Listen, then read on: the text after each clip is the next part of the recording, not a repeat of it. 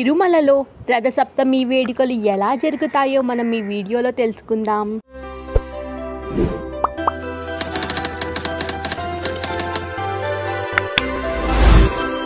సప్తగిరీసుడికి రథసప్తమికి అవినాభావ సంబంధం ఉంది.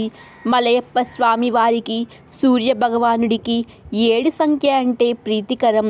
శ్రీవారు 7 కొండలపై ఉండి భక్తులను కాపాడుతుండగా సూర్య భగవానుడు 7 గుర్రాలపై పయనిస్తూ పైనున్న 7 లోకాలను కింద ఉన్న 7 లోకాలను తన కాంతి కిరణాలతో చైతన్యవంతం చేస్తున్నారు. శ్రీదేవి భూదేవి సమేతుడై మలయప్ప స్వామి వారు ఉండగా ఛాయా సంధ్యా సమేతుడై శ్రీ ఆదిత్యుడు సర్వలోక సంరక్షకుడిగా సంచారకుడిగా ఉన్నారు.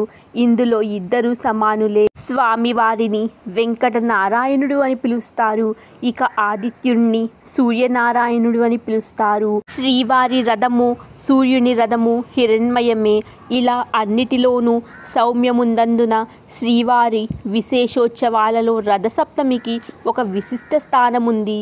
ప్రతి సంవత్సరం మాఘశుద్ధ సప్తమిని సూర్య జయంతిగా జరుపుకుంటారు.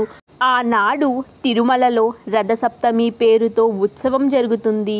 ఆ రోజు శ్రీవారు సూర్యోదయం నుండి సూర్యాస్తమం వరకు 7 వాహనాలతో మాడవీధుల్లో విహరిస్తారు. అవి సూర్యప్రభ వాహనం, చిన్నశేష వాహనం, గరుడ వాహనం, హనుమద్వాహనం, కల్పవృక్ష వాహనం, సర్వభూపాల వాహనం, చంద్రప్రభ వాహనం. మధ్యాహ్నం వరాహస్వామి వారి సన్నిధిలో చక్రస్నానం జరుగుతుంది.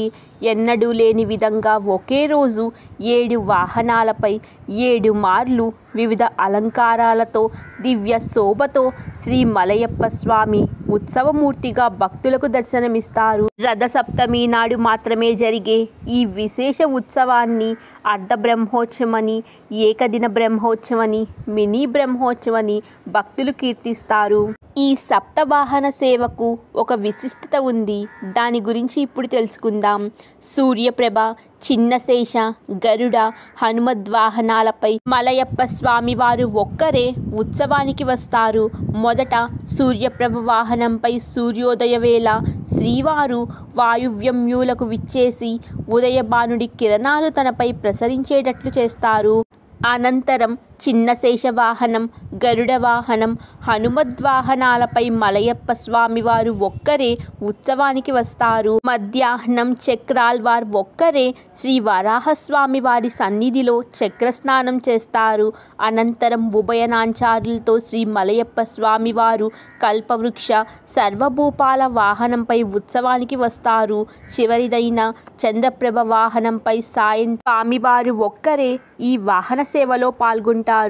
ఉదయం సూర్యప్రభ వాహనంతో మొదలైన వాహన సేవ సాయంత్రం చంద్రప్రభ వాహనంతో రథసప్తమి నాటి 7 మార్లు ఉత్సవం పూర్తవుతుంది.